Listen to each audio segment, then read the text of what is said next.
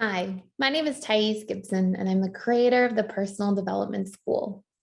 This is your daily breakthrough video, and in this video, I want to talk to you a little bit about why the dismissive avoidant attachment style individual may suddenly leave a relationship seemingly out of the blue.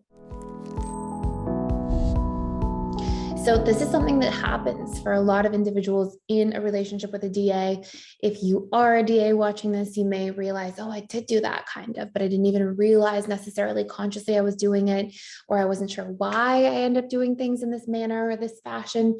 And I'm going to tell you some really important reasons as to why this takes place and things to work on so that you can get out of that pattern and habit and feel more empowered and thriving in your relationships. So there tend to be a few core reasons here. The first reason is that a DA struggles to know how to communicate. So often they won't know how to communicate their needs. They often have this belief that they can't even get their needs met from someone else in a relationship, that only they meet their needs and nobody else does. And so it's almost strange for them to think that, oh, somebody meets my needs and I meet their needs, and there's this exchange happening, which means if you don't feel empowered to communicate what your needs are, then always there's going to be some needs that are totally left unmanaged. Even if somebody's really great at understanding a lot of your needs, you're going to have a few that are totally unmet. And over time, this can create this feeling of oh, these needs aren't being met. In fact, I'm losing time to get these needs met, and this sudden need to push someone away to go protect those needs. And so when there's a lack of knowing how to communicate about needs and about boundaries or what your desires are in terms of time and all these different things that play into a relationship, suddenly there can be this really strong feeling of needs not being met and this need to push someone away to essentially protect those things.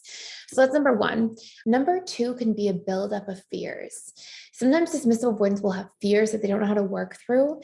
And in the earlier stages of relationships, they'll, the dating, the honeymoon stage, they can sort of, just like anyone else, have a lot of that heightened neurochemistry, like attraction and bonding and excitement and novelty and motivation.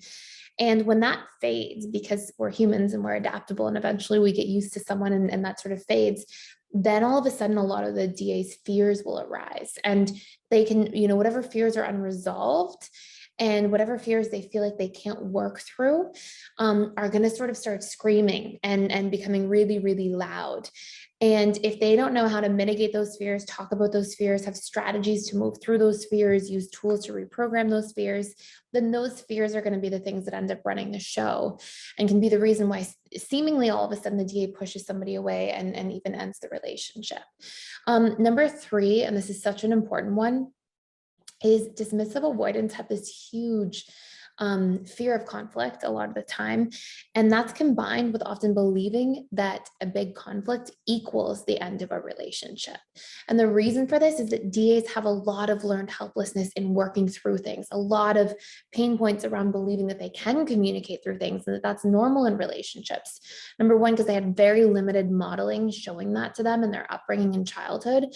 And number two, because they don't like vulnerability and talking about feelings. They often don't know how to put their feelings into words, come up with, words to communicate what their needs are, think that they can get their needs met from others, like we talked about, and vice versa.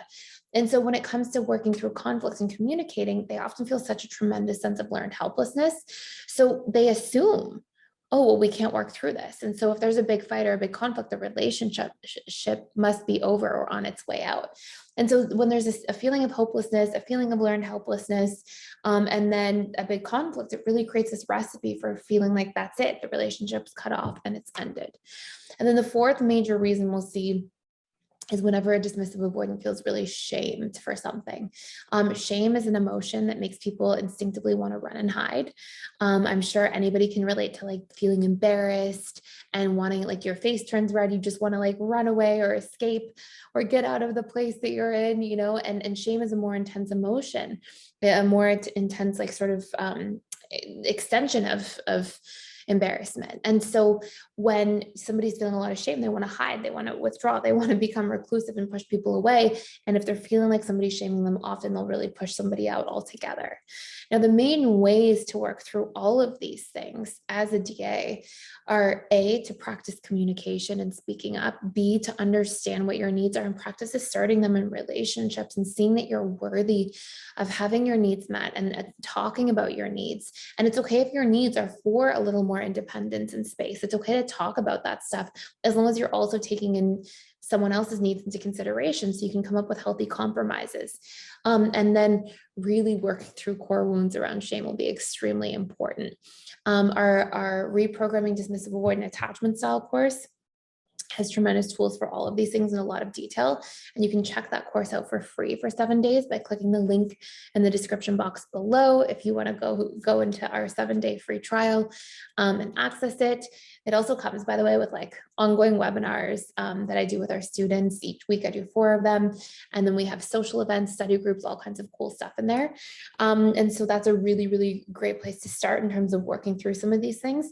And if you are on the recipient end of this, a lot of your work will be about understanding that like some of these things are not personal. Sometimes relationships break down not because one person's not good enough or not lovable or not important enough, but because it's very easy for people who have trauma and wounding around attachment to have a sense of learned helplessness, to feel like I don't know how to work through some of these things, and to make assumptions according to our past experiences and previous programs.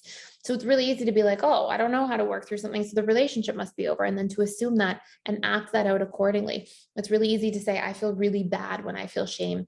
And it just feels easier to push someone away completely. Or I feel really afraid. I don't like this feeling. Let me get rid of the person around me so I don't have to feel my feelings related to fear. It's, all these things can happen. And it's not so much about the other person, but about that one person's internal challenges that they're faced with. So really important for DAs to do the work around this stuff.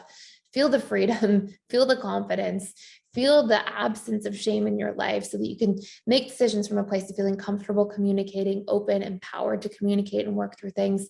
And that all starts with doing some of that internal work first. So I hope you check out that course. Thank you so much for watching and for being here. Please like, share, and subscribe if you haven't already. And I will see you in the next video.